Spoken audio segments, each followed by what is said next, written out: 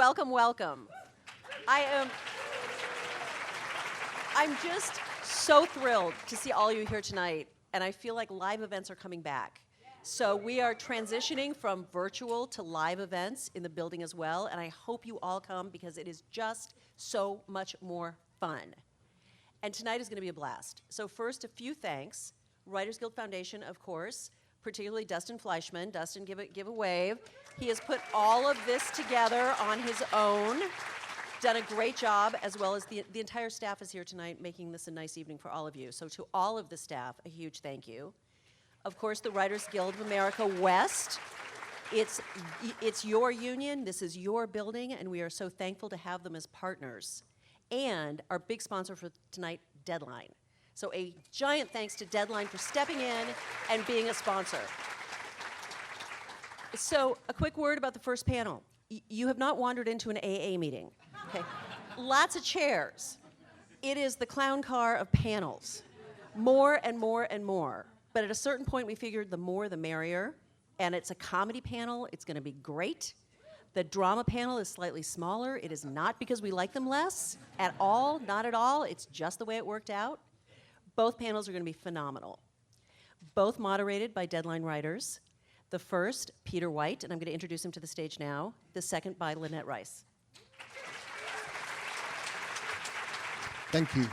My name is Peter White, and I am a moderator for this evening. Thank you for having us. Thank you for joining us. Thank you to the Writers Guild Foundation and the WGA. I am excited to be moderating this clown car of a panel. Looking forward to wrangling everyone out of that car. Firstly, I would like to apologize. I know these panels in the past have been moderated by the likes of Bob Odenkirk and Larry Wilmore, and now you have a trade hack whose publication has probably spelt your name incorrectly at some point. So thank you for that. But look, we're really excited to talk to all of these Emmy-nominated writers. They've all been nominated in Outstanding Writing for Comedy Series. It's going to be fun. And before I introduce all of them, we are going to watch a clip. So thank you. I feel like we really should have got Abbott Elementary so we could have really seen if this stage could have fit any more people. I'm going to introduce people. If you could sit from the start on the right as I call your names and then through here, that would be wonderful. From Hacks, we have Lucia Aniello, Paul W. Downs, and Jen Statsky.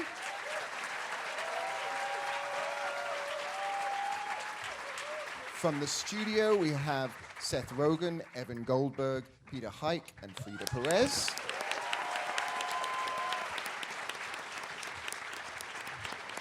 From Somebody Somewhere, we have Hannah Boss and Paul Thureen.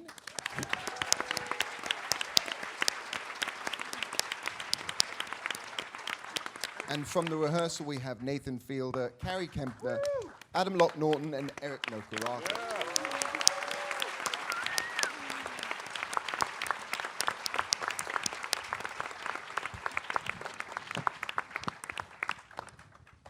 I think we've done it. There we go. One more. Sarah, okay. Yes. Sarah. From What We Do in the Shadows and my hugest apologies. Okay, I'm not going to live that one down. So, Sarah, I'm sorry. That sucks. It really sucks. Sorry. Oh, for sure.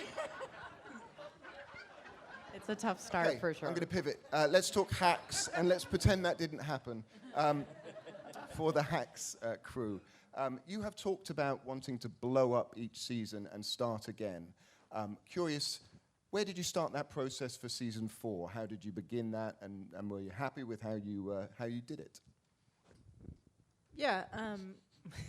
We always have to do that. They'll look at each other. Who's going to I take it? know. It's going to be Jen. But also, Seth and I talked about him filibustering for 45 minutes before we started, so we thought that'd be a funny bit, but it's not going to happen. I'm not going to do it. We going into season 4, Deborah gets her white whale, which is getting late night, and we knew that in terms of, obviously at the end of season 3, Ava blackmails her to get the head writer job. So we knew going into this season it would be this huge dream job she got, and if season 3 kind of focused on the dream of it, season 4 would focus on the job part of dream job. And so Famously the worst part. yeah.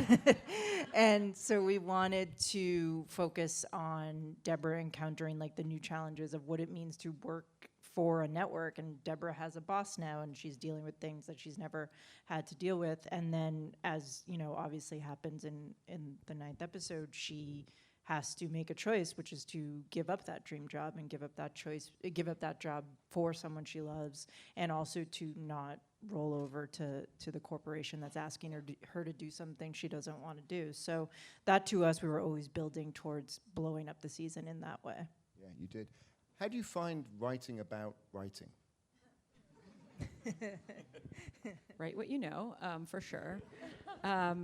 Yeah, I mean, for us also, the idea of Deborah and Ava's material and where they're at with the material and how that material evolves through their relationship is actually more of what we're trying to say with the writing than what the actual jokes are. So, of course, in the beginning of the series, Deborah's jokes are hackier and a little bit more, set up punchline. But through her experience of writing with Ava, it kind of evolves, it becomes more personal. And now in this season, she's really trying to figure out what is her voice as a late night host, which is something that she's figuring out, but is something that I think she figures out in the end. She just needs to make it her unique version of a late night show. So for her, it's dishy and fun and sexy and exciting, and that is eventually how in our fictional show her writing is considered really good.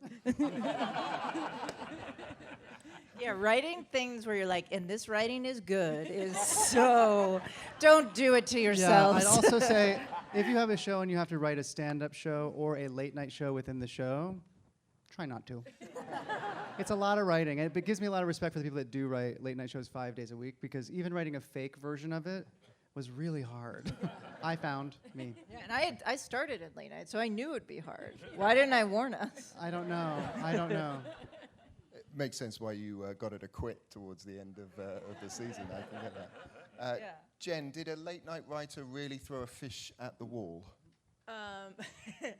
No, but the feeling of wanting to throw a fish, I felt every day working in late night. I will say, I wrote on late night for 2 years. That was like my first comedy writing job, my first writing job, and that is something this season we wanted to pay homage to, is just how difficult it is to do these shows 5 days a week, many, many weeks a year. Like, it was in some ways an amazing first writing job, because it was like boot camp. Like, I got in every morning and had to write like 5 pages of jokes that then they threw in the trash every single day, which is amazing training. But so no one threw a fish, but the feeling was the same. I'm sure plenty of people up here have a feeling of throwing fish at the wall at some point. You have a writer's room. Do you think they have a group text without you? They do. We know they do. We know they We do. know they do. Not only do we know they do, sometimes we can see it happening. I'll see Samantha Riley smile, and then I'll see Pat Regan smile, and then I'll think, well, the text is going around. I guess that pitch wasn't good. I love working for these three. Don't you? And then a similar note, have you ever seen another show's production playing basketball during the day while at work? And did you ever get as angry as Ava did? We do sometimes see basketball around. We avert our eyes. We get pissed, we get violent, and then we go do our job.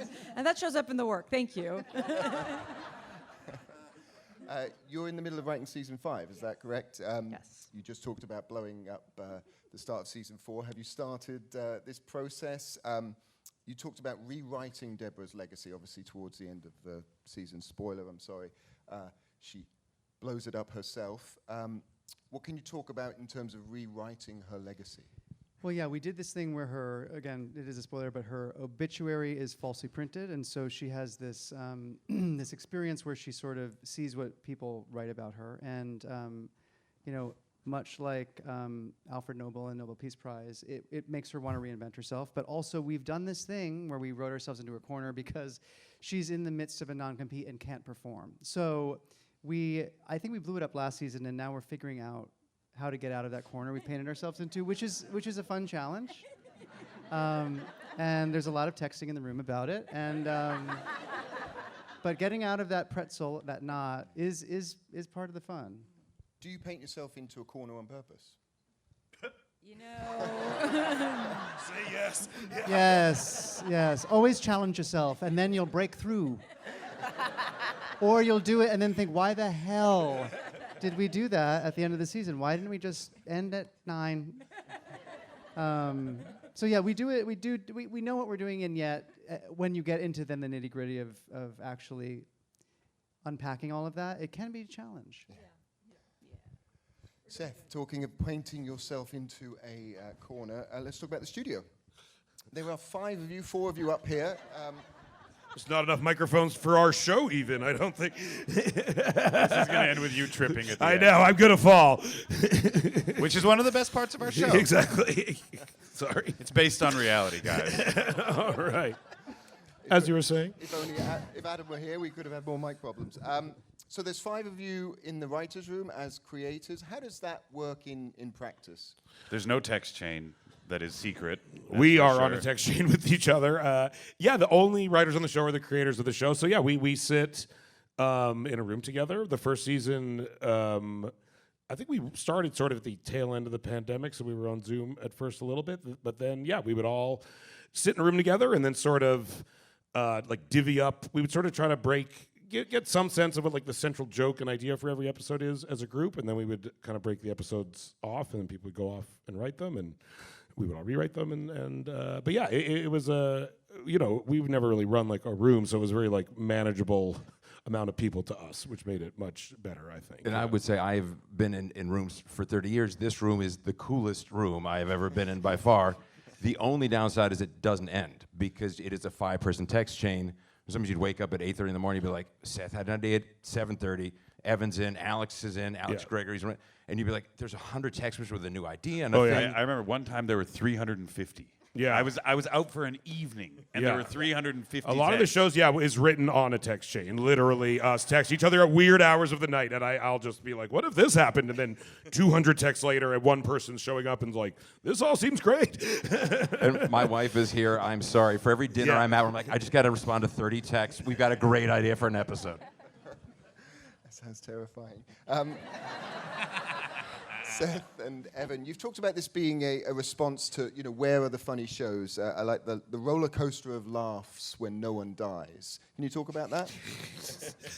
I mean, some people on this stage kill people in their comedies very well. Very well, Just want to be very clear well, about yeah. that. But yeah, we just wanted to make a show that was just like nonstop laughter that, of course, has drama and emotional changes and stuff, but is mostly just hilarious, which is what we were raised on mostly. Yeah, and for us to really find ways to sort of, use our kind of love of structuring comedy and kind of set up and payoff to sort of create these almost like singular joke episodes in some way where we're really just kind of launching a singular storyline and exploring like what it's at its core is like one kind of simple comedic idea, hopefully in a way that it crescendos in sort of a very hilarious or painful or whatever, but it crescendos in some way. And so that was really what we talked about was, how to sort of, and it's very much, we grew up loving Larry Sanders Show, which Pete was actually a writer on, and Seinfeld, and that was part of the conversation is like, okay, if Seinfeld, we grew up with these kind of interweaving storylines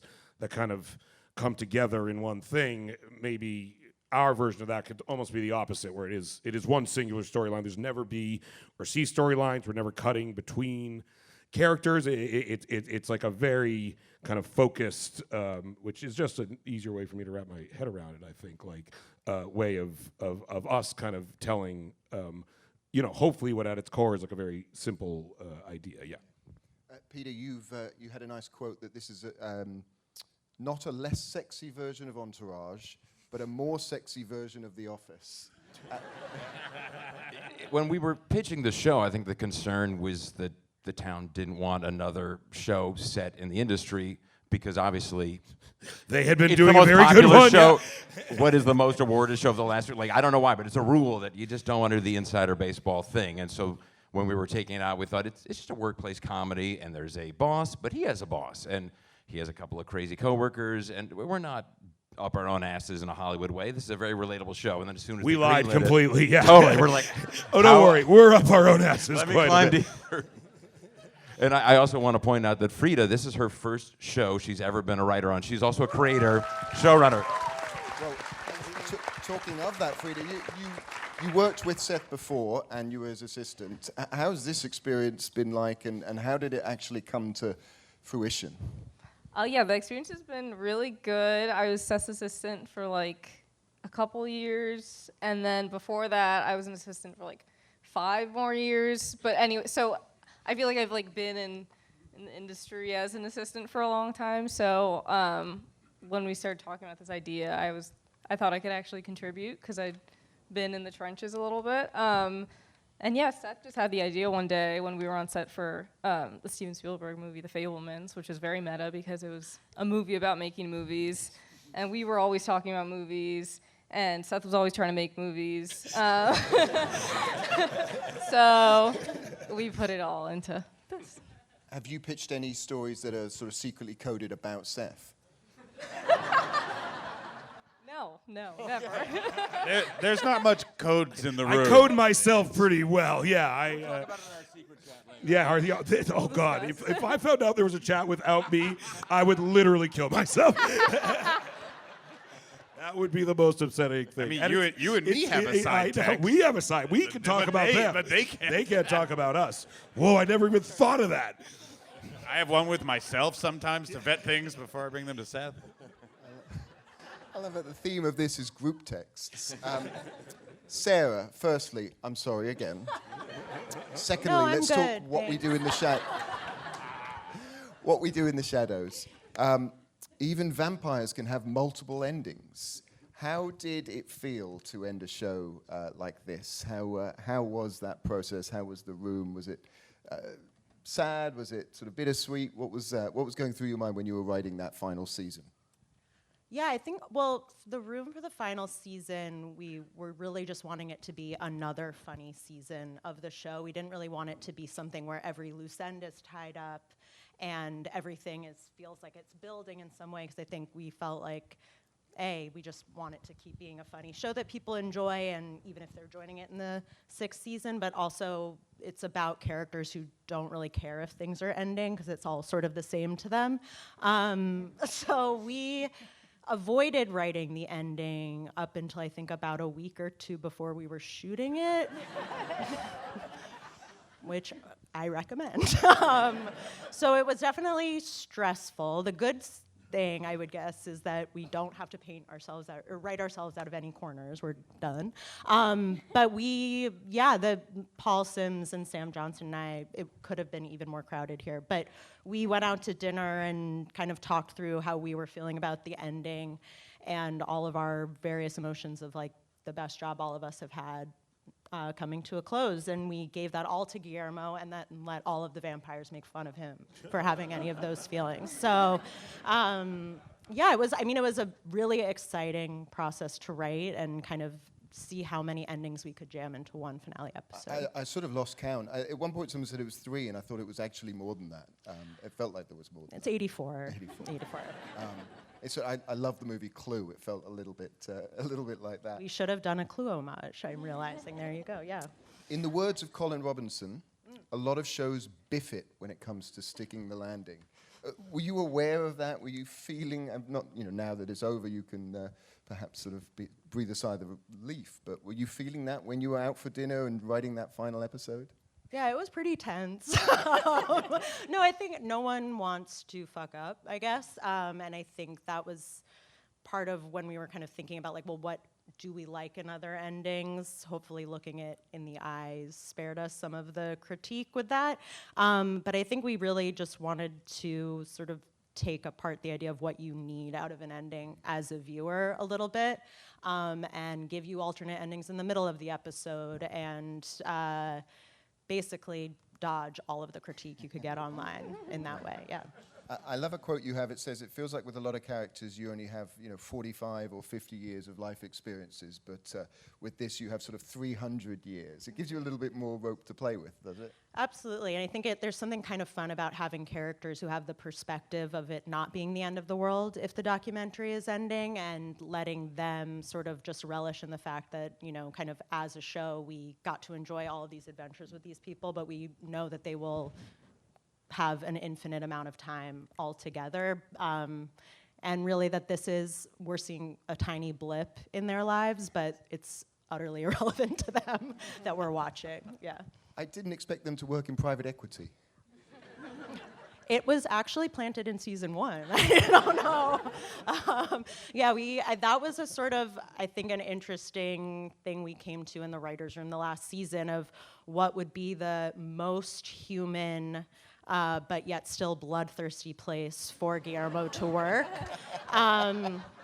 And it was a great opportunity to kind of see, speaking of The Office, kind of see our characters under the glare of fluorescent lights and get someone like Tim Heidecker in and have a lot of fun with him. So it was kind of we spent a lot of time in the house on that show and getting to go out of the house and see what that looks like and how it completely destabilizes all of them.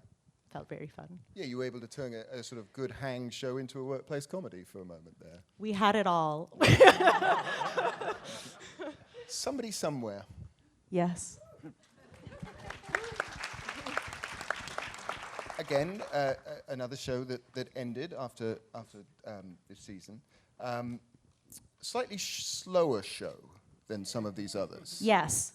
And what I quite like is that nothing really happens. It's mainly about these characters. It's mainly about the small elements of growth in these characters. Small growth, Small yes. growth.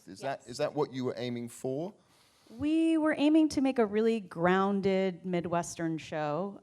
We were aiming to make something really real, highlighting characters you don't often see in a landscape you don't often see in the Midwest. And we were trying to make something that was really funny and real to us, with a lot of heart. Yeah, absolutely. Talking of sticking the landing, how did it feel to write particularly that final episode? There's a sort of sadness but a happiness at the same time. Yeah, I think we're really proud of that episode, and we didn't know when we were writing that episode that it was going to be the last episode, and we didn't know when we were shooting it or editing it that it was going to be the last episode. And I think that we had sort of our show getting on the air at all felt like a miracle, and getting 3 seasons and like the incredible support of HBO just felt like a miracle. And I think that we had locked that final episode when we found out it was going to be the last season. And I think we for a second we thought, do we go back in and do we look at that last moment? And I think that this show has always been sort of just a moment in time. And I think that idea about the change and the growth, and that like it's sort of a show that it's change at the speed of life. And I think that it sort of felt right for the show to just have it end at this moment of time and imagine Sam and Joel in a car talking forever or whatever it is. And I think having that "you're my person" line, I think if we would have tried to end it, I don't think it would have been as sort of perfect as it is. So we would have done this show forever, but I think we're sort of proud of how we stuck the landing without knowing that we were landing. Yeah. We thought every episode would be our last, so we wrote everyone as well as we could. Yeah. I'm surprised to hear you say you didn't know when you were writing and editing it because of that moment, and then obviously the very end again, spoilers. It sorry, worked out. With Iceland, yeah, it really did. And you've kept the door open. If could we see a season perhaps in the future in Iceland, or Absolutely. somebody somewhere else, or Or a somewhere? Christmas movie, yeah. Christmas movie. Something like Cunt Pillows. Yeah, Would be a really festive moment. somebody else somewhere else spin off. You've obviously both written for television, but Bridget hasn't. How was that experience working with her and working with her experiences? It was incredible. Writing Yeah. before, but And she writes her live shows. She's a really good writer, and Yeah. developing it with her and writing it with her was a total dream. I mean, as soon as we sort of got the ball rolling, the whole thing was just, you said a miracle, but it was just really fun. She's really, really a great writer and a great producer. And the whole cast also is, because so many people on the show come from live performances. So in the room, you could sort of feel what worked and what didn't work. And she was a great barometer for that. that's the thing.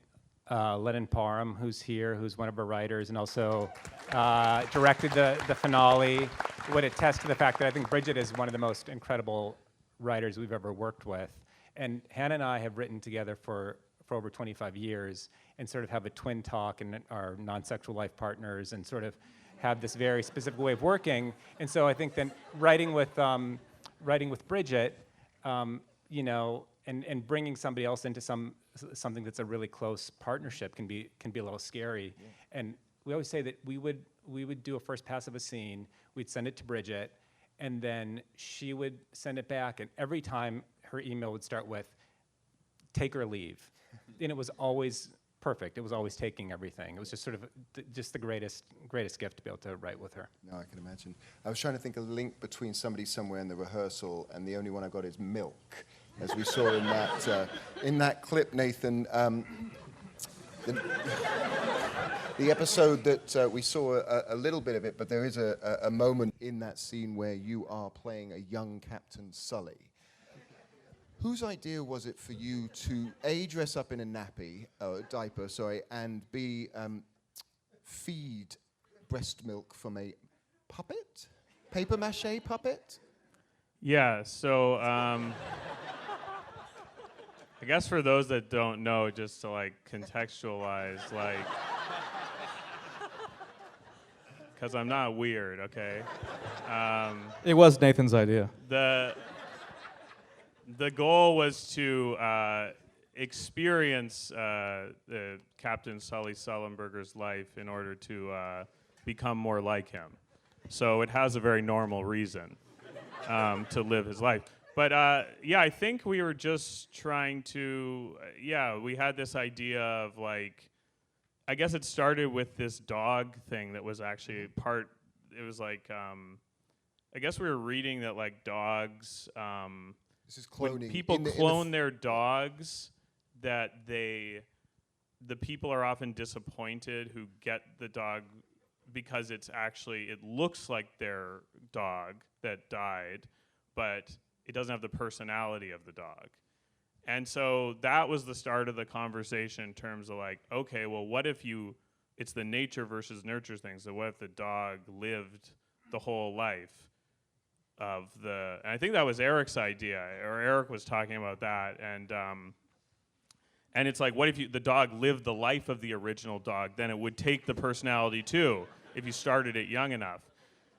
And it didn't relate to anything we were doing. The show was about aviation this season, but you know, sometimes really good ideas, I think, come from like Eric. Well, I was doing a lot of dog research. You didn't tell me we were doing a show about planes this season, so I was studying dogs and cloning. And we'll go back to the genesis of this. But Eric, as Nathan says there, this is an episode or a season about aviation. You have a bit about dog cloning. Firstly, how do you pitch that? How do you thread that together with the point that Nathan's trying to make? There's a lot of threads in this show. Well, it starts with like, well, I don't know if this is right for this season, but I had this idea last night. I don't know, maybe it can fit in. And that's the fun thing about this room, is that like you can pitch ideas that might not fit in, and maybe there's a way to make it work. And that's what we did here. I remember the moment he said it, I was like filling up a glass of water and I was like, wow, that is so interesting. And I couldn't get it out of my mind. And that's like, sometimes that happens where it's like, it has nothing to do with what we're writing, but then it's like, this is really interesting. We got to figure out a way to incorporate it, because it felt relevant to, obviously we're talking about like becoming people and understanding people, and the show's a lot about that, and like the limits of empathy or how much you can actually know about a person. So it felt, and then we connected it to Sully. At least I'm a longtime fan of Sully. I like. Who isn't? We all love him, right? Let's give a round of applause for Sully, Captain Chesley Sully Sullenberger, a miracle on the Hudson. Incredible. But yeah, we had this concept of like living his life and experiencing it, starting at birth, or actually not birth, after birth. We decided birth didn't matter because you're too young to remember. Yeah, but, we talked about it briefly. That was the line? Birth was the line for this episode? Birth, so we started with like just being a baby and then being breastfed, because that is like a psychological thing, I think, for babies when they have the breast, I think. Attachment, right? Is that a thing?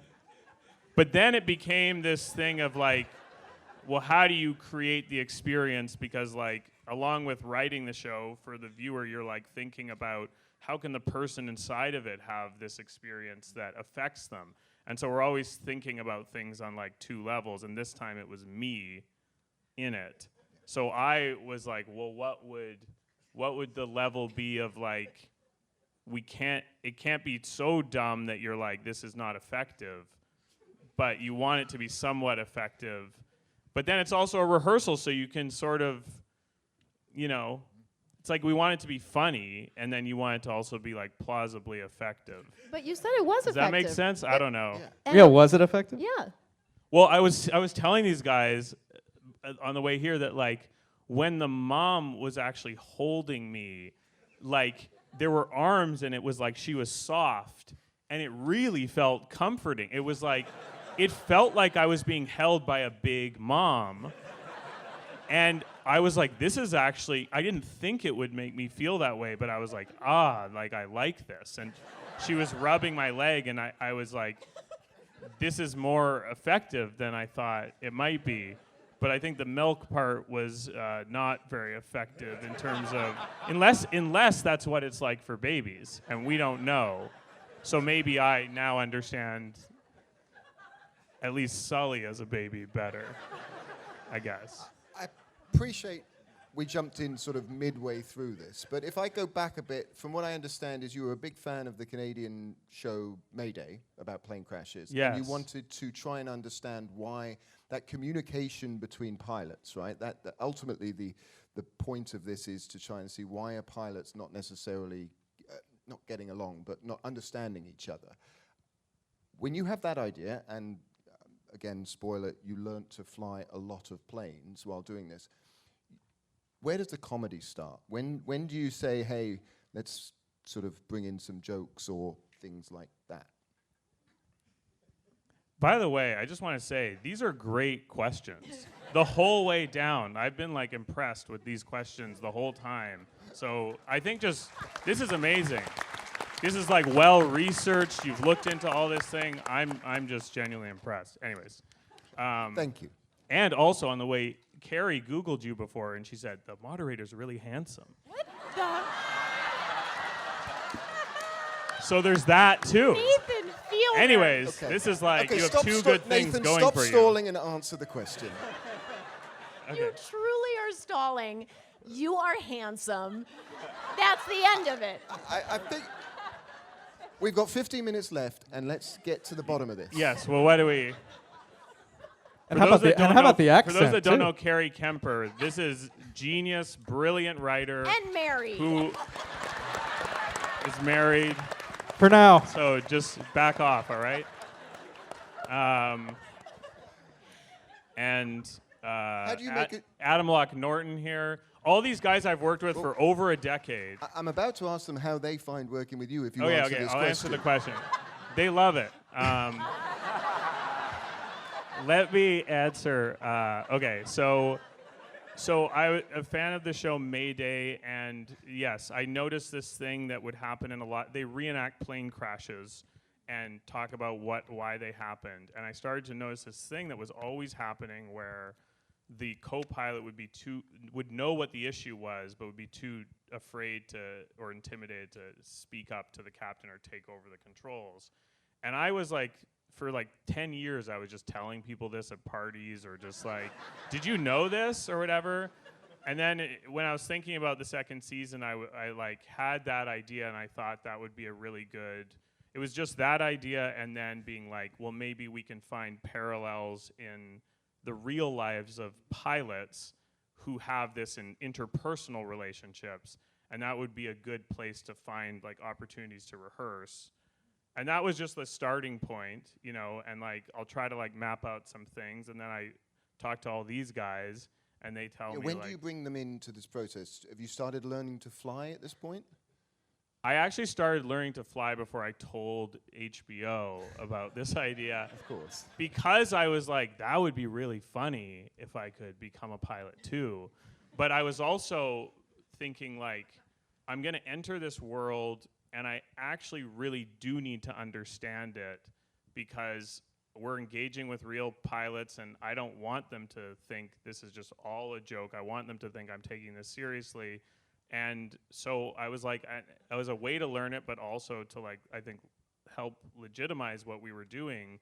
Because we're exploring some big stuff. Like even in this episode, it's really goofy, but it like gets into like mental health issues with pilots and all this stuff. And so I really wanted people to know the line between where we're doing it. And then I think those conversations of like also lead to like the theme of the season sort of became like, how do you be like silly or funny while like actually being taken seriously, and can it be done or something? And so we were like, so that was it. And then I'll tell these guys, I'll probably call them up individually so that there's like, I can get their honest opinion separate before everyone, you know, and I'll be like, what do you think of this for the season? Yeah. And then if they like it, and I feel, What if we didn't? You'd still do it. If I was like, no, I don't. If you said it's bad, I don't know if I would. Give me a break. I swear I wouldn't. I really trust, and I really try to like, to an annoying extent, encourage in the writers' room and all that, like, people need to say if it's bad. If somebody's handsome, speak up. I'm not going to tell everybody at the panel. See something, say something. Adam and Carrie, 2 questions. I really hope you have a group text without Nathan that we can discuss on this. But more, how is that process for you when he tells you this idea? He's learning to fly.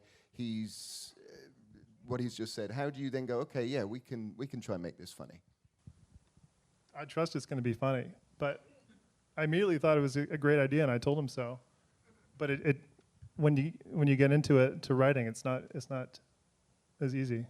Actually, one thing I said with Adam, I was like, is this good for the rehearsal, or should it be like a scripted type of thing that's just, not scripted, but like just like no reality element at all to it? And he said, no, I think it's good. If it sticks in reality, it will have like an extra impact or like elevate the concept of writing. Sorry, do you remember saying that? No. Okay. You said that. Anyway, sorry. Last question on the rehearsal. Since you ended, have you spoken to anyone from Congress? Have Congress invited you to speak? That sounds like a joke, and it's not really. This was designed, you did a whole bit in the show about wanting to speak to Congress about aviation safety. Well, I spoke with a Congress person in the show who, it was like, what we showed in the show was like, kind of the conversation, but he really wanted to talk about all the celebrities he knew. And that was the majority of the conversation. He kept talking about how Bill Clinton gave him a ride home the night before. He told us that story like 3 or 4 times. Anyways, I don't know how to fully like navigate that system, but I thought it would be great to like try. And I did an interview on CNN after, and Wolf Blitzer had called before the interview, or like the House committee, aviation committee, to be like, do you have a response? And the FAA, I guess. And they gave an official statement about that, like, I don't know, that it wasn't really, they didn't feel like there was a need to look into this, which is sort of crazy. I don't know. It was like the guy who I was working with in the show, John, who's like an aviation guy, was like, this is a really, this has been his obsession for years, that this is an underexplored issue and training needs to improve.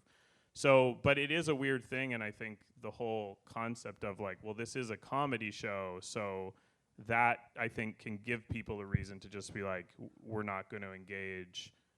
So no update since the show aired. You haven't been invited. Oh, no, I haven't been invited, but actually after the show aired, John texted me and said that a bill that's been stuck in the House for years for pilot mental health finally went through and was passed and went to the Senate. And he was talking to the young staffers, and he was like, I think the show like push them to like make because I guess the young people make all the decisions, and the old, that's what he was saying. He's like, that's how it works. It's like they just follow. So anyways, I don't know if it did anything, but it was nice to hear, and maybe, so who knows. But that's like the most recent update. Good. Anyways, sorry. I'm going to do a sort of last round for everyone here. Relatively quick, but curious, what's the biggest misconception about being a comedy writer from the outside world? What's the thing that, when you go to the dinner parties and you're not talking about plane crashes, do people think you do versus what you actually do? If I could start the Hacks group, please. I mean, I guess particularly being a comedy writer, maybe it would be that like it comes. Well, I don't know, because sometimes I was gonna say it comes joke first, not story first, but sometimes it does come like something funny. I don't know. Let's talk about how handsome you are. No. Also married. She's also married. The also biggest married. Not conception to is me. that we adhere to monogamy.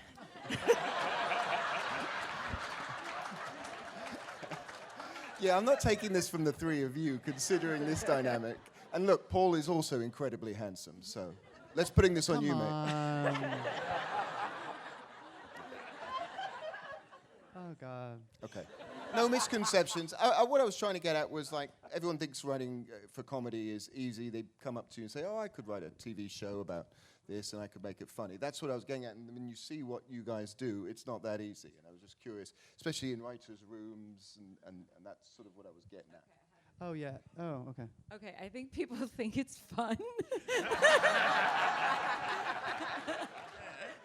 It can be fun. It can be fun, but I actually think that like it is. Yeah, it's like it can be a grind. We are in the middle of an extreme grind. I'm not complaining, but like it's sometimes like the funny things are just like, you have to do the hard work to get to the funny.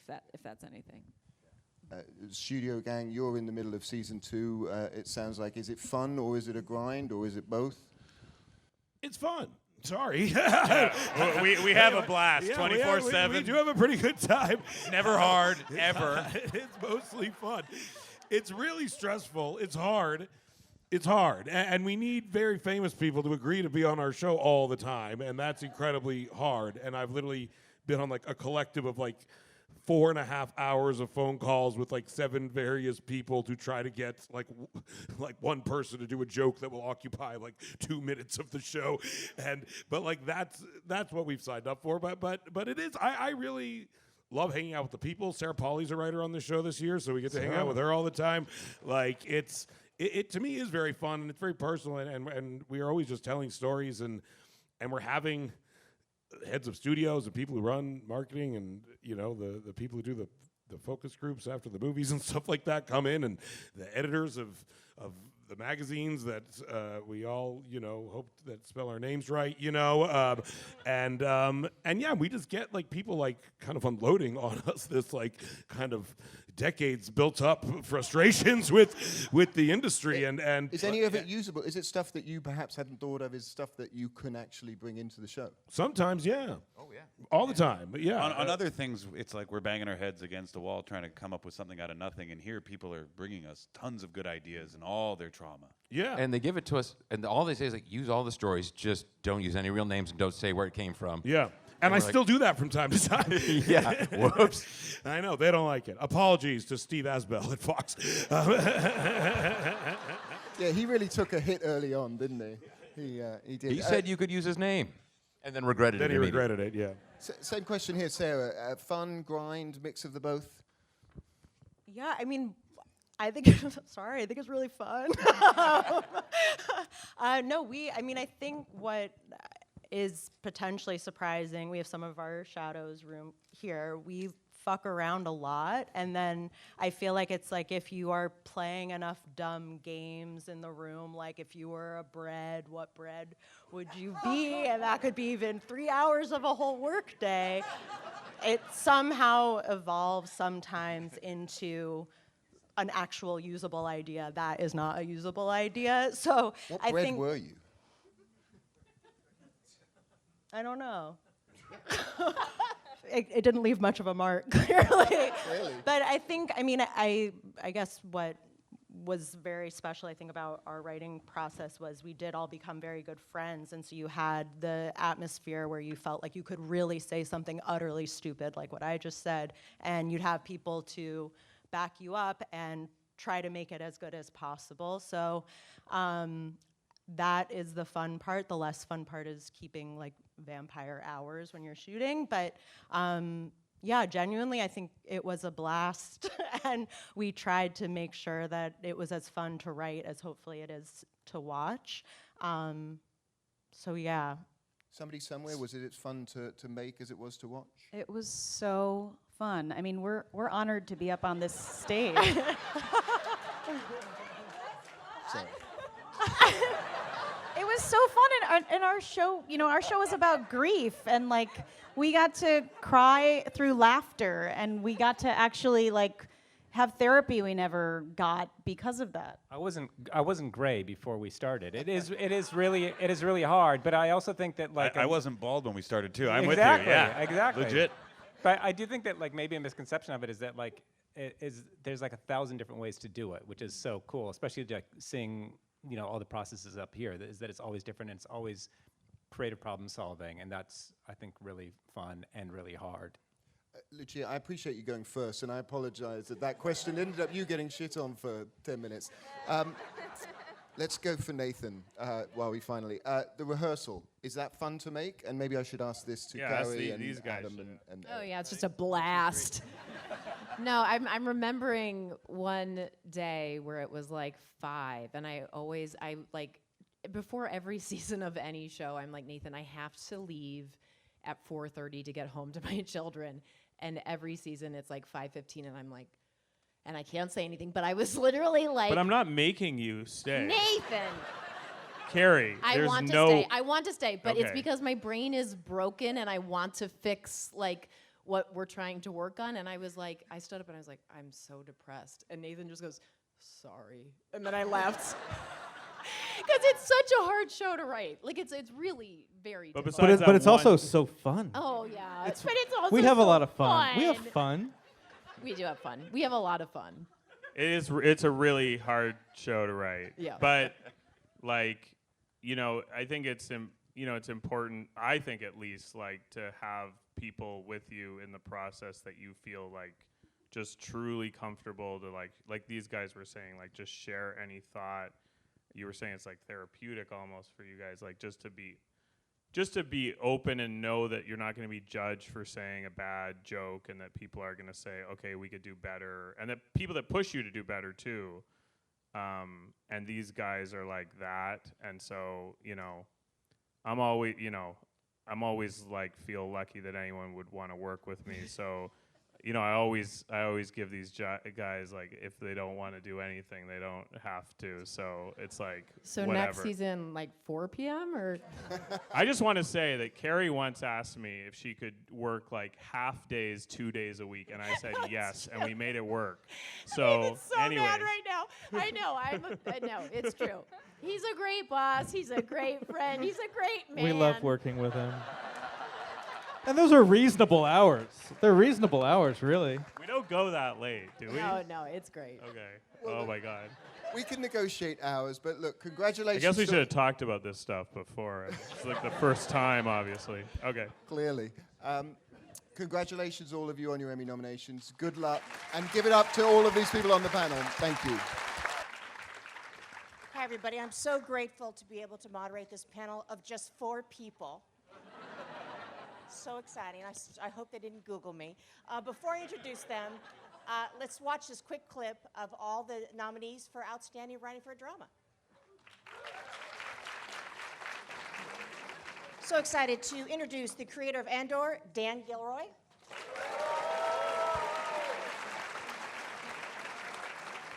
The creator of Severance, Dan Erickson.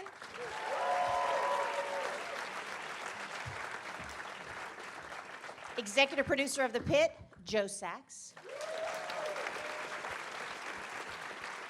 And the creator and exec producer of The Pit, R. Scott Jamil.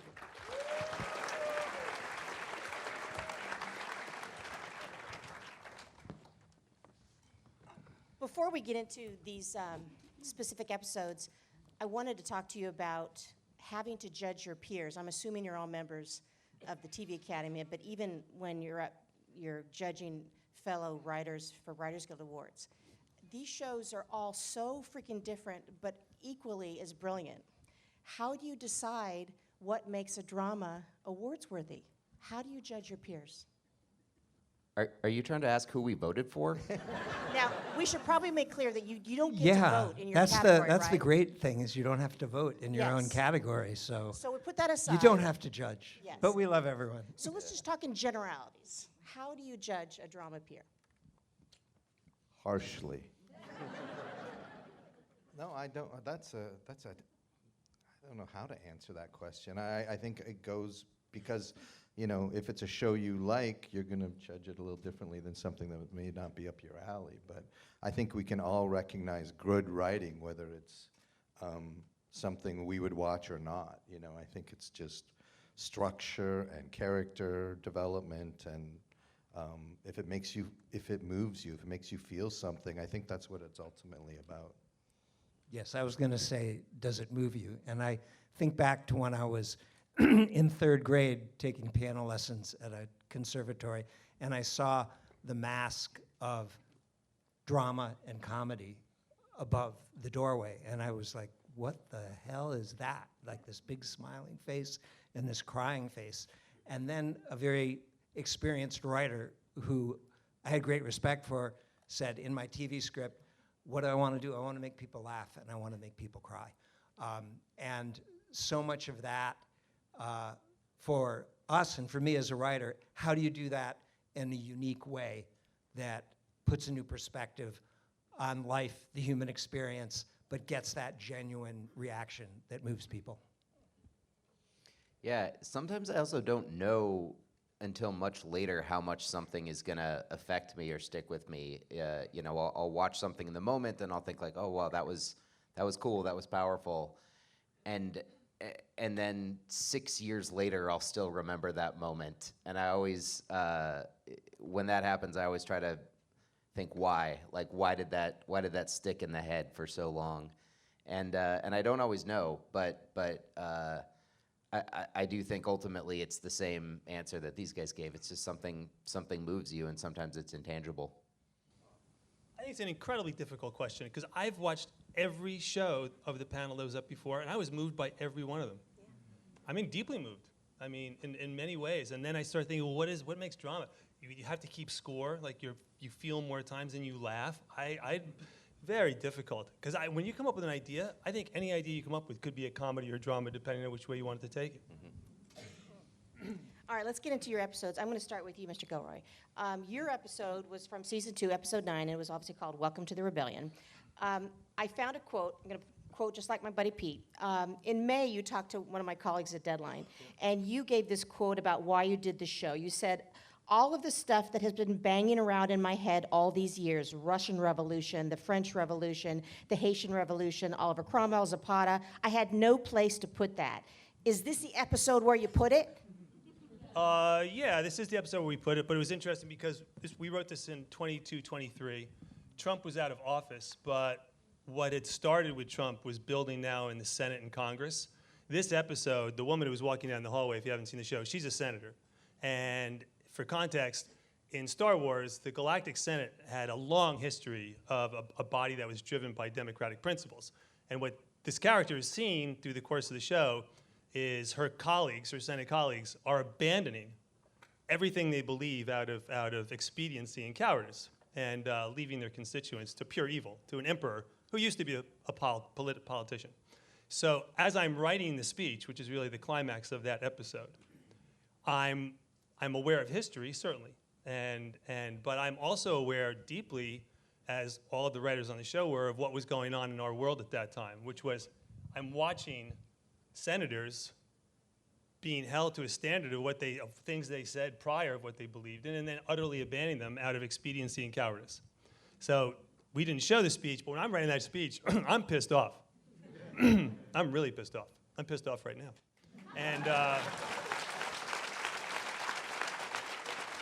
And a lot of people, draw parallels between what's going on in our world and the show. And I think those parallels very much exist. And what I like about this episode and what I like about what the show is I think we've provided a way for people to articulate their anxiety, to sort of have discussions about, political morality, to serve as witness to what's going on. I'll wrap up and say, but what the show is really about is about speaking truth in the face of authority. And people are making commitments in our show that lead to their death, that lead to the loss of everything they've held dear, that lead to the death of people that they love, but they've made a decision that they're going to speak truth to authority because the universe is being taken over by evil. And it's very strange to work on a show when you feel like your universe is being taken over by evil and you're putting words in people's mouth and giving them decisions, and you're asking yourself, would I die for that? You know, because really that's what these characters are doing. I don't know, I mean, the show ends with Rogue One. If you know at the end of Rogue One, nobody, I mean, can I say what happened in Rogue One? Nobody makes it out alive. So it's really weird to work on a show. Everybody in our show is going to die. Everybody of any importance is going to die. They're all going to die for their commitment, every one of them. So that's what drives you. I'm so glad you brought up the speech, too. This was what Mon Mothma said. This is a part of the speech. The death of truth is the ultimate victory of evil. When truth leaves us, when we let it slip away, when it is ripped from our hands, we become vulnerable to the appetite of whatever monsters breathe the loudest. Did that just, was it like butter coming out of your pen when you wrote that? No, it's very hard to write a speech. Because when you're writing a speech, I'd never done speech writing before. Somebody before was talking about, oh, don't do a show about late night because you have to write like a monologue. So in this show, we weren't writing a monologue, monologue for Johnny Carson or something. We were writing a speech. This speech and and this is an important speech in the canon of Star Wars. This is a known speech. So given that and given what I felt and what Tony felt and other people felt about what's going on in our world, I'm writing this with the reverence of Martin Luther King at the Lincoln Monument. That's really what it is. Because really she's saying the same thing. I might not live to see what's going on. And so it's incredibly difficult. You never feel that it's enough. I mean, it must take 100 passes on that speech to get pissed off at the senators. Or she's talking to two audiences. She's talking to the senators who've given up everything that they claim they believed in out of cowardice, which is going on right now. And she's also talking to the rest of the universe and saying, this is going on. You're asleep. Wake up. This is what's happening. So even when I talk about it, I get a little emotional. I mean, because it's just contemporary. It was wonderful. It was wonderful. Dan Erickson, so much to unpack. Your episode was the finale of season 2. I actually have a timing question. So the episode was an hour 20, and you noticed that all your episodes are different sizes. Was this Ben Stiller saying, I don't need no stinking editors? Or how did that work out for you that way? It was the script was longer than any of the scripts we had done. Part of that was that our season 1 finale was our shortest episode that we had ever done. It was a lot more concise. It almost takes place in real time. We really wanted that one to feel like there was no air, and it was like boom, boom, boom, boom. This one, we wanted it to feel different. That was always a big thing with the show, was just like, what can we do that's outside of our comfort zone, that doesn't feel like we're going back to what worked before? Let's try something that might not work. And we definitely knew this might not work. We were like, this is basically something that we're gonna see as like a mini movie almost. A lot of talk was given. I'm probably the most anxious person in the bunch, although Ben would probably say it's him. But I at multiple points was like, well, what if we put the Mark camcorder conversation? What if that went in 9, and then that was sort of the end of that, and then he goes to work, and that would be 10. And Ben, as so often is the case, encouraged us to do the riskier thing, which is like, no, let's do all of it, because it's also such an important moment in the show, and it's so informative of everything else that Mark does over the course of that episode. So it wasn't until I saw the first cut of it, I was just like, God damn it, he was right again. But yeah, it was it felt risky, and I'm slowly learning that that's a good thing. There's so many provocative things in the episodes, starting with Adam Scott talking to via the mural, the marching band, Robbie freaking Benson. I mean, Robbie Benson running down the hallway. I mean, do you have a favorite part of that episode? I mean, it's hard to beat the captive bolt pistol to the neck of Mr. Drummond in the elevator. That was an idea that I literally pitched as a joke. Like we were sitting around and the table, and we'd been there for about 3 hours, and I was just like, well, what if as he transitions on his way down, he the severance transition causes him to squeeze the thing, and Drummond just dies, and Adam Scott was there, and he was like, no, we got to do that. He was like, we have to do that. And the funny thing is, up until that point, and this was fairly late in the process of writing the episode, we were planning for Drummond to do a lot of things. So it was a problem to kill him. And we had to kind of really quickly rethink the episode without him. And but again, that's so often that's where the real fun happens. I got to ask you, where did the marching band come from? Where did that come from? That was, I believe that was from our mutual friend, Bo Williman. We were in the writer's room together, and we were talking. Principal writers on Andor. Mm-hmm. Yeah, and also worked with us on this season and this episode very, quite a bit. But I was there with Mark Friedman and Bo, and we knew that there was going to be some sort of weird celebration going on, in honor of Mark finishing the last file. And we talked about 100 different things. And at one point, someone showed up. There was a singing telegram that I think was for Bo, and a guy showed up in a frog costume. They still do those? I didn't think so, but apparently they do. But a guy showed up in a frog costume and sang to all of us, and we were sitting there like, what the hell is going on? Should we call the police or what?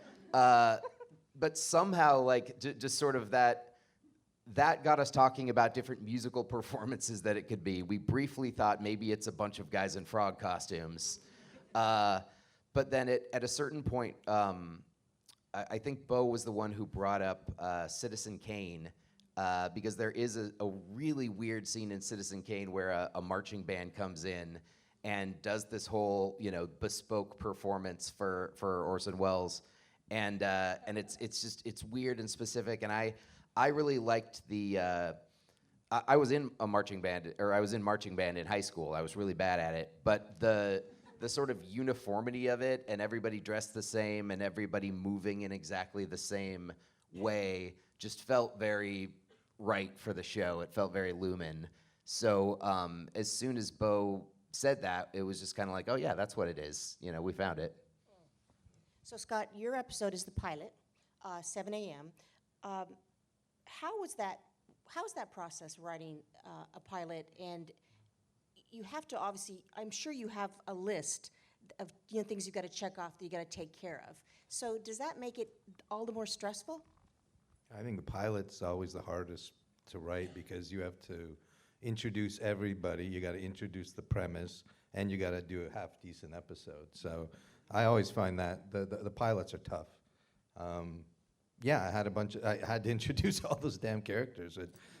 That was the clip, was basically just introducing everybody.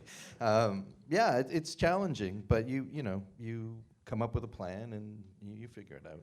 You knew you'd start with Noah walking, because absolutely. The music, it starts with some upbeat music too. So he's relatively happy starting the day, is he? Yeah. The whole idea was that we don't have any music in our show per se. No, we don't use score even really, and that was a design choice to really force you to be in the ER without strings playing every time something bad happens, and so we wanted to contrast what he was going to be going through that whole day. So, and for the character, it's sort of his way to, focus himself, settle himself down, and then the minute he walks into the ER, it's a shit show, and then, the game is on. Was Jack really thinking about jumping? I think it's a game he plays a little bit. It's like, that some of us do maybe on occasion, where we take ourselves to the edge and just say, no, not today, but that knowing that you can do that if you have to. I think that's his way of sort of keeping himself in check, All right, so Mr. Sachs, your episode's got just a lot going on. Why so much, and how did they feed each other? Well, I mean, one of the stars of our show is the set, which is open with ceilings, and you see everything everywhere. So in the traditional medical series, there was an A story, and then maybe there was an A and a B and a C story. Well, when you look around, you see 50 patients all being taken care of, all at once. And it's all going on. And one of the cool things about our show is you never know. Oh, you see someone. Did we just see them once and we're never going to see them? Or is that person going to grow into a major story that's going to go over 8 episodes? So we're just jam-packed with stories. And the heart of this episode, what people remember about this episode, 2 p.m., was the drowning of the 6-year-old girl and the death notification to her 4-year-old sister. So a tragic story of a backyard drowning where the grandmother was vacuuming and didn't notice that the kids who were playing outside managed to get over the fence, and the tragedy that ensued from that. But to show the compassion of the doctors going the distance with the family, with mom and dad at the bedside the whole time, is real, and it's something so emotional leading to the time of death. It wasn't in there just for the sake of showing that. Every medical story is very carefully chosen to highlight the emotional needs of the character. And in that character, Dr. Collins had just had a miscarriage on the job. And for her to see and witness the death of a 6-year-old with a loving mother and father was very powerful. And the other thing was that there was a 4-year-old sister in the family room who was too young to be able to process, and it would have been far too traumatic to come in.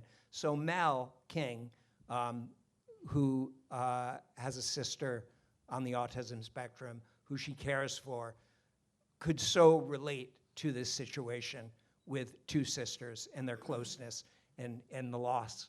And what she did is she went to the gift store and brought in a teddy bear to this 4-year-old girl who was kind of perplexed as to what's happening. And she says, well, you can't see your sister now, but you can say anything you want to the teddy bear, and I'll bring the teddy bear in to your sister, and the teddy bear will tell her everything that you've said.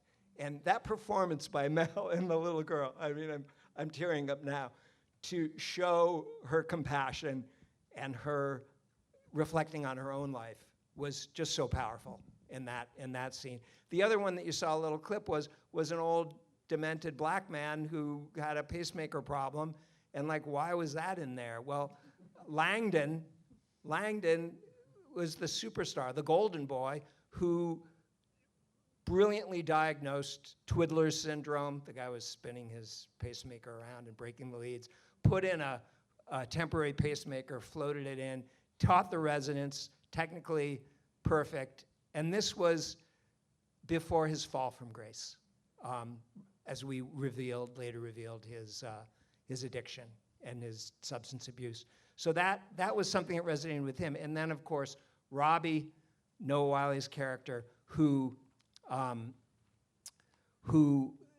is working on the anniversary of the death of his mentor, Dr. Adamson, who died during COVID, whose death he felt somewhat responsible for.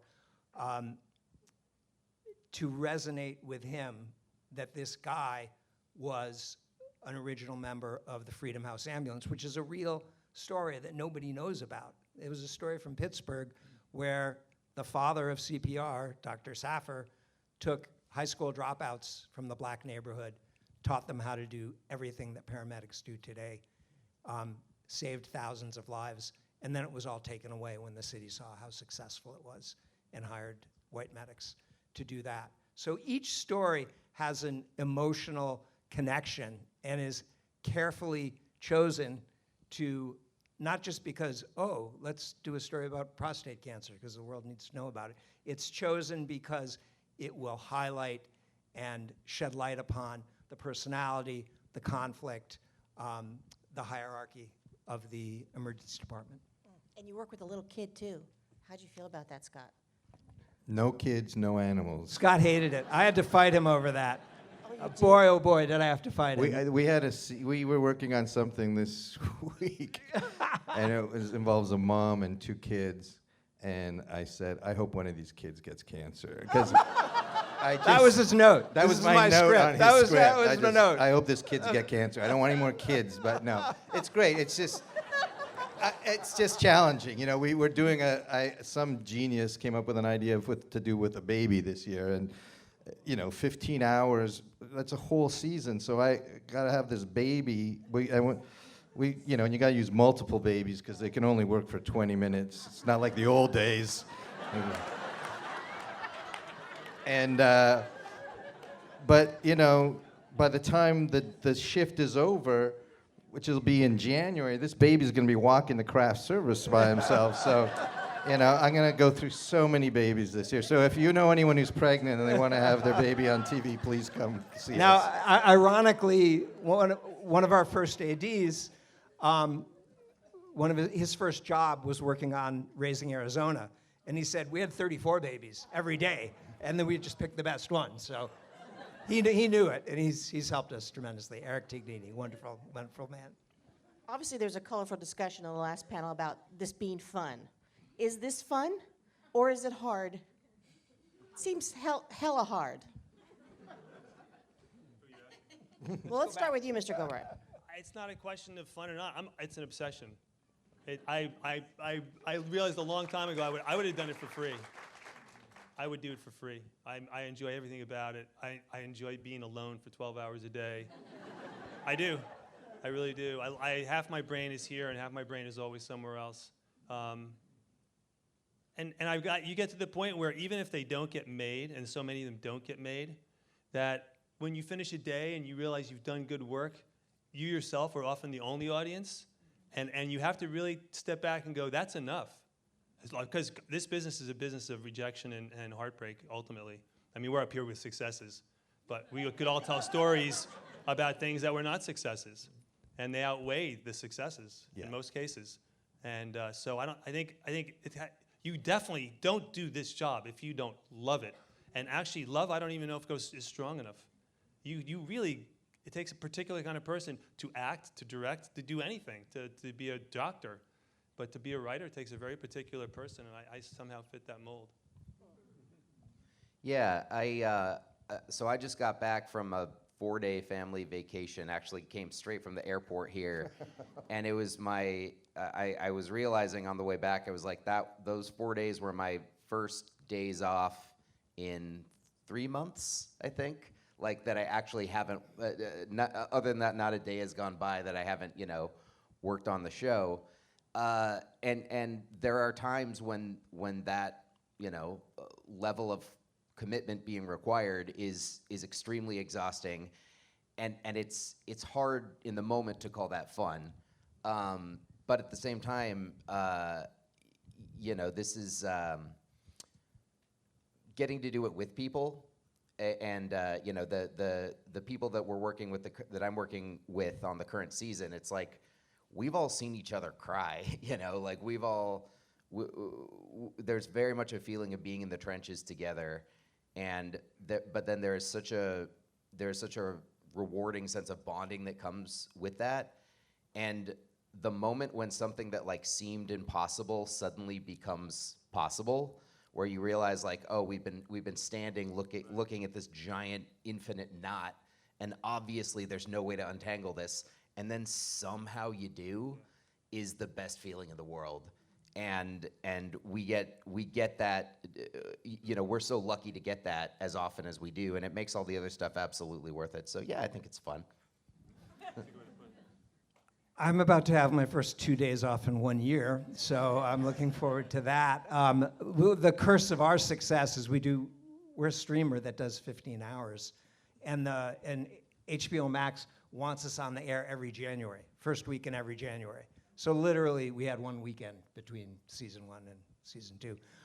So that's hard work. The other thing that's kind of hard for me is that I've had 30 years of experience as a real-world emergency doctor at a trauma surgeon and at a trauma center.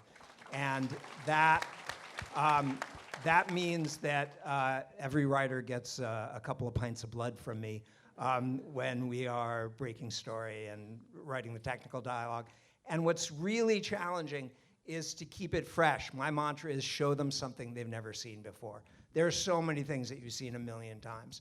And to keep it fresh, 15 episodes a year, in a way that resonates with the character, as I said. So when we resonate with the character and we get a really cool medical story that is done with extreme accuracy. 7 doctors were working on the show. You know, 2 other doctors work with me on writing, and 4 are working on the set. And when it is that accurate as a side effect, you know, our job is to entertain. So we tell great stories in new ways, and the prosthetics and the effects and the props are off the wall. And then, as a side effect, strange things happen. We get social media posts. The doctor who diagnosed the first childhood measles case in Hawaii says, because I saw it on the pit, I knew to diagnose this. Somebody diagnosed methemoglobinemia, a rare side effect of some medications. And then the one that really got to me was that a doctor, we did a story on death and dying and making choices at the end of life, being aggressive, comfort care. A doctor wrote that had a cardiac arrest, or had a major heart attack in a 92-year-old woman who didn't have a living will, didn't have an advance directive. And it was 2 a.m, and he knew he was going to have to go in there and have this long, painful discussion with the family about how aggressive to be. And before he started, the family said, you know, doctor, just wait and don't say anything for a minute. We've been watching The Pit, and we know what happens when you're too aggressive, so we just want comfort care for our mother. And that's like, what the fuck?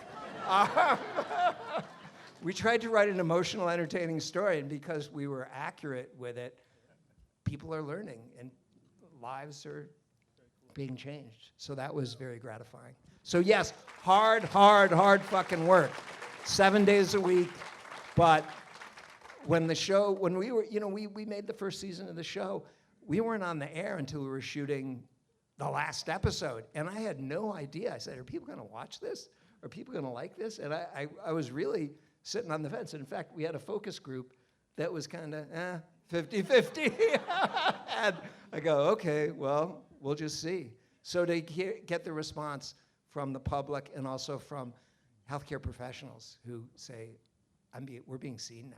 I could never explain to my friends, to my family, what it's like to work, to be a day at work. And now I say, just watch The Pit. Wait. I didn't know about this focus group. 50-50, there were people who weren't into it? How could they? I think anybody up here's had as many failures as they have successes. I mean, that's the reality of TV. Oh, it's terrible. It is. Well, that's the game. That was really painful to watch. The discussion group. Wait, before we go, and are there writers in here? Okay, good.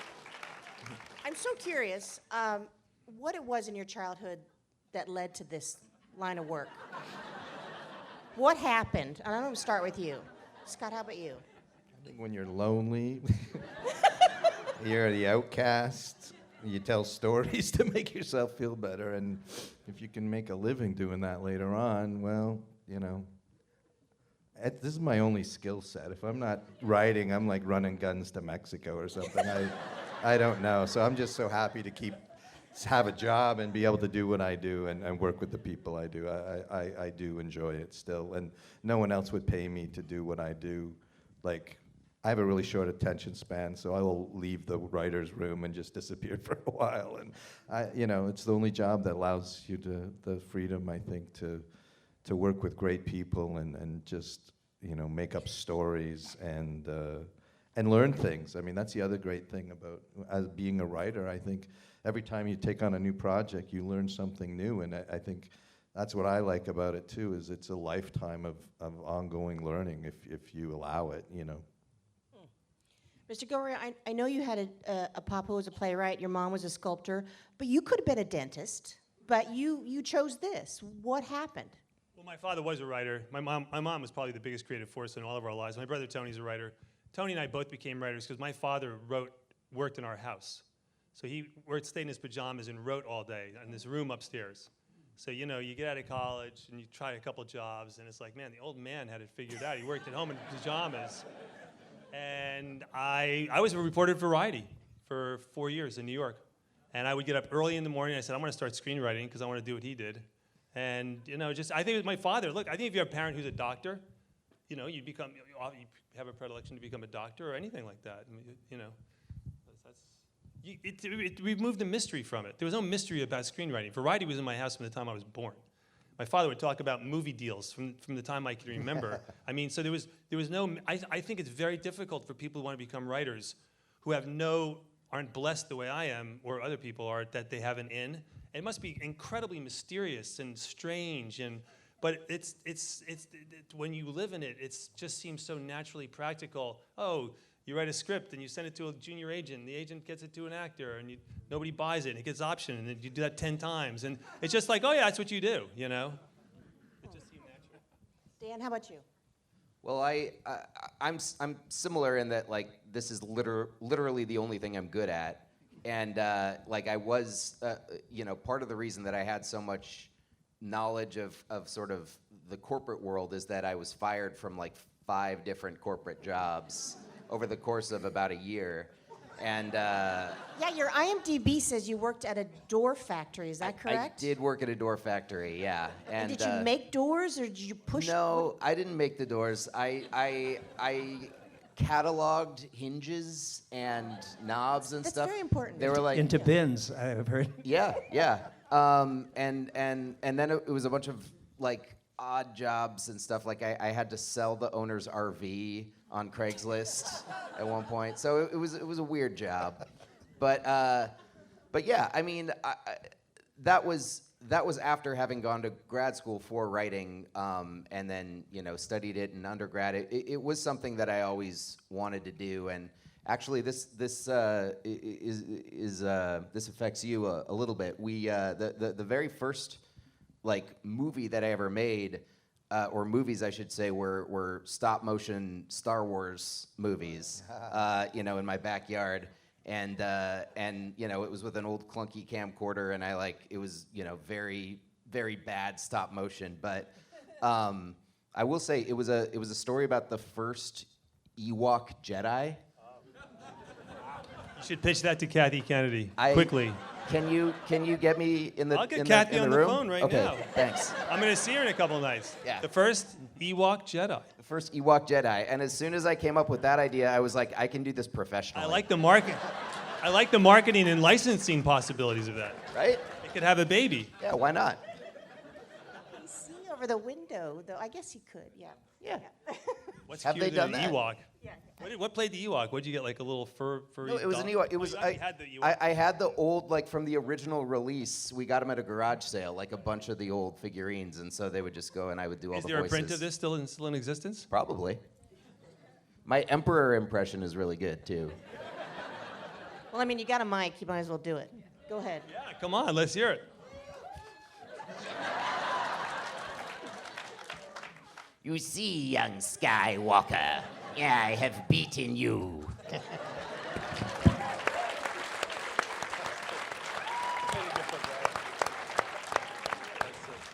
Joe, are you dragged by your old Stanford colleagues for going Hollywood? And what happened during that time in trauma that made you want to be a writer?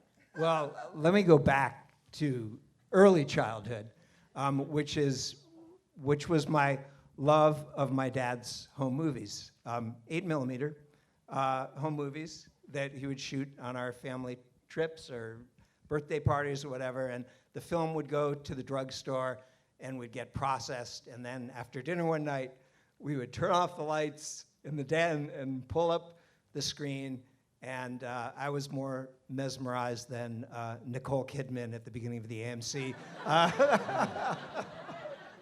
films, and I just loved it. And in fact, in 5th grade, instead of a book report, I shot an 8mm movie on Wind in the Willows and on our neighborhood block. So there was always a love for moving images and storytelling. I went to Stanford Medical School, and while in medical school, I simultaneously did the master's program in filmmaking. So, because I was bored with medicine, and I had a right brain and a left brain, and both needed to be fulfilled. So I was able to kind of fulfill my dream. And they had a great program where you paid for 4 years of medical school, and you could stay for a 5th or 6th year to do anything you wanted to at the university, tuition free. So I did that, and I had an interest in public health education. And when I took courses in how to plan and organize public information campaigns, I was bored out of my mind. And what I loved was the creative side of it. So, I talked to the heads of the film program, got into the film program, and some would say, "Oh, Joe, you've gone Hollywood. You have this dream to do public health education." Well, the big surprise is that there are organizations such as Hollywood Health and Society that study the impact of medical shows that are done with accuracy, and we're doing more than any public health campaigns can possibly do. So I'm fulfilling my initial intent, which is great. Before we wrap up, and because there's so many writers in the audience, I was hoping that you could say how you're feeling about the future, the next generation of Dans, of Scotts, of Joe. You two in particular, you spent so much time working in broadcast television, and broadcast TV is so different now. How are you feeling about the future for writers coming into the business? I'm really pleased with my writers, and they surprise me because, it's tough to pick new writers, and you want to give them a shot, and you can read their samples, but that doesn't really tell you what they're going to be like in the room. But I've been just blown away by, and the process for, if you're not in the business, for writers, a lot of time is you'll start out as someone's assistant, or or the script coordinator, or the writer's assistant for the whole writer's room, and then hopefully you get your way up. And this year I just finished episode 7, writing with, I wrote with my writer's assistant for the room, and she did such a good job, and I was so far behind that I almost had to write the whole script. I was like, her name's Cookie or Kristen, I was like, go just finish the script. She did such a great job, and then I'm writing another one with my script coordinator. And these guys they're blowing me away. They're so talented, and they're just chomping at the bit, and they haven't had, that joy beaten out of them yet. So it's so fun to see them. But I'm not worried about the next generation at all. This is totally unrelatable, but I was on an aircraft carrier a while ago, and the average age is like 18, 19 years old, and there's a 19-year-old, driving this ship that's got, 5,000 people on it, and everybody was so polite and worked so hard, and I felt so much more relieved about the future, just seeing all these young people that were just so great. And I love what's happening with television. I think television is at an apex. It's better than it's ever been, thanks to these guys as well, and the panel that was before us. I think it's a golden age of TV. We used to hear about that, and maybe there was a slump, but I think there's so much variety and so much great things out there, and as long as we nurture those young people that are coming up and working with us and for us, everything's going to be fine. That's so great. You guys? Well, I totally agree with you about the quality of young people and what I see. There's no question. I think any grief about younger people's on any level is wrong. I'm very impressed. I totally disagree with you about everything's going to be fine. This too shall pass, my friend. Look, what's great going on right now, you're right. The streamers are booming relatively. Yeah, there's been a contraction. 686 shows a year is not sustainable. Drop it down to 400, whatever the number is, fine.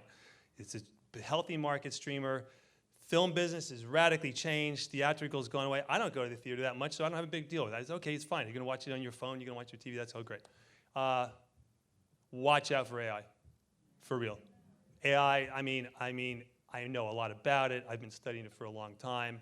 I am deeply, deeply interested, and I know people at the highest levels of it. To think that it's not going to compete with writers is a mistake. It's going to compete with musicians, writers, poets. There's nothing that humans do that AI ultimately, in the form of some automated robot, will not do faster, cheaper, and better than we do it. That's just a fact. So if you're going to compete through this transitional phase, which you should, you're going to have to work harder. You're going to have to push yourself harder because I hate to speak, I sound like a doomsayer, but this is what I believe. The people who are at the higher end of the talent scale, regardless of a doctor, mechanic, whatever it is, writer, director, you will have a better time getting work. I'm not saying it's going to happen right away, but certainly, and I'm much older than most anybody here, in your lifetime, you're going to see profound changes in this business because of AI. There's no way to stop it. The unions have done a really good job trying to, and the fences are up. But I could be totally wrong, but I have deep fears about the future because of AI. I think you need to lead the rebellion. I'm ready. I'm writing stuff about it. Believe me, I am. I'm a Luddite, is what I am. Dan, take us home.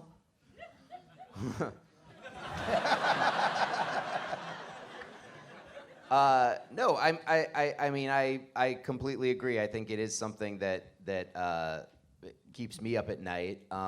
The thing I keep telling myself is just that original ideas now are more important than ever and are going to be more visible than ever as more and more things become literally a replica or a recreation of what has come before.